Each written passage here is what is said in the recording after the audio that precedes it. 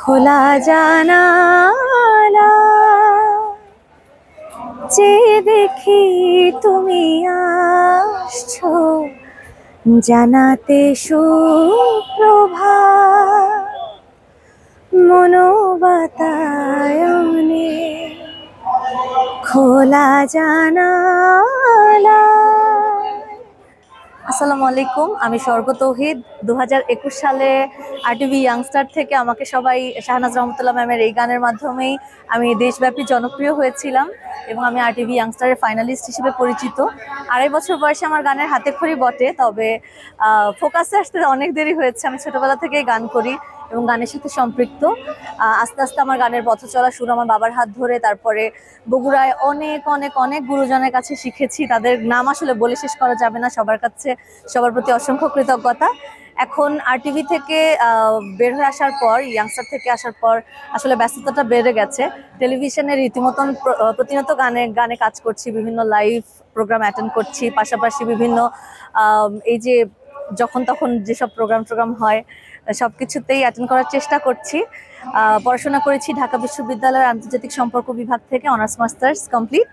এখন একটি মার্কেটিং এজেন্সিতে কর্মরত আছি। খুব রিসেন্ট একটা সিনেমার গানে কণ্ঠ দিয়েছি, হয়তো এটা আগামী ঈদের রিলিজ পাবে। সিনেমার নাম হচ্ছে আতর বিবিলেন। আচ্ছা, এখন যেহেতু অ্যালবামের কাজ খুব কম হয়, কিন্তু আমার খুব ইচ্ছা আছে নিজের একটা অ্যালবাম তৈরি করার এবং খুব ভালোভাবে খুব ভালো কিছু সুরের গান করার। যথেষ্ট মৌলিক গান গেয়েছি আলহামদুলিল্লাহ। আমার প্রথম মৌলিক গান দেশাত্মবোধক গান। তো আমার খুব ইচ্ছা আছে কিছু ভালো সুরের আধুনিক মৌলিক গানের অ্যালবামে একটি কাজ করার অ্যালবামে।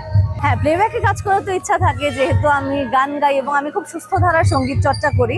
সুতরাং প্লেব্যাকে যেহেতু নাচানাচি করা যায় না এবং ভয়েসেরই সব কাজ, তো প্লেব্যাকে মানে সুরের খেলা দেখানোর অনেক বড় একটা ব্যাপার। তো সেখানে আমার মনে হয় আমার অনেক কাজ করার মানে ইচ্ছা।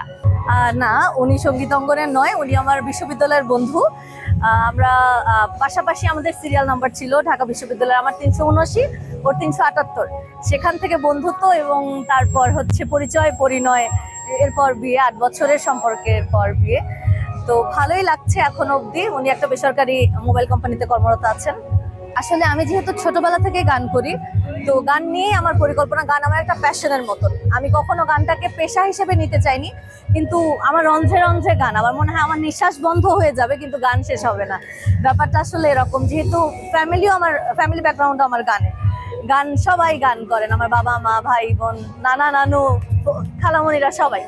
তো এই জন্য দেখা যায় যে গানের সাথে ওতপ্রোতভাবে জড়িয়ে গেছি। যেহেতু গান নিয়ে পরিকল্পনা তো আছে, আমি আমার মতন ক্ষুদ্র ক্ষুদ্র পায়ে এগিয়ে যেতে চাই। আমাদের এখন খুব অস্থিতিশীল একটা অবস্থা, তো এই জন্য দেখা যাচ্ছে অনেকে গান বাজনা মনে করছে যে কি নাকি দেখতেই পারছে না। এই জন্য এত স্টিফ আমাদের মন মানসিকতা হয়ে গেছে যে মানে চর্চা হচ্ছে না। তারপরে কোথাও প্রোগ্রাম হলে আমরা মানে খুব ব্যতিব্যস্ত হয়ে যাচ্ছি, কেন সঙ্গীতের প্রোগ্রাম হবে। তো আমার মনে হয় আমাদের মন মানসিকতা, আমরা শিক্ষিত হচ্ছি কিন্তু আমাদের সেই চর্চাটা, সেই মনোভাবটাই আমাদের মধ্যে গড়ে উঠছে না বলে আমার মনে হয়। যে এখন যে সহিংসতাটা দেখা যাচ্ছে গান বাজনার ক্ষেত্রে বিশেষ করে, তো আমার মনে হয় আমাদের মন মানসিকতাটা ঠিক করা উচিত। আমি নিজেও যথেষ্ট ছোট মানুষ, তো আমার যেটা ক্ষুদ্র জ্ঞানে আমার মনে হয় যে নিজেদের শিল্প সত্তাকে বিসর্জন দেওয়াটা উচিত না। আমার মনে হয় শিল্প সত্তাটা একজন মানুষকে মানবিক গুণাবলী তো বটে এবং মনুষ্যত্ব অর্জন করতেও সাহায্য করে। শিল্পী কখনো কারো খারাপ করতে পারে না, এটা আমার ধারণা।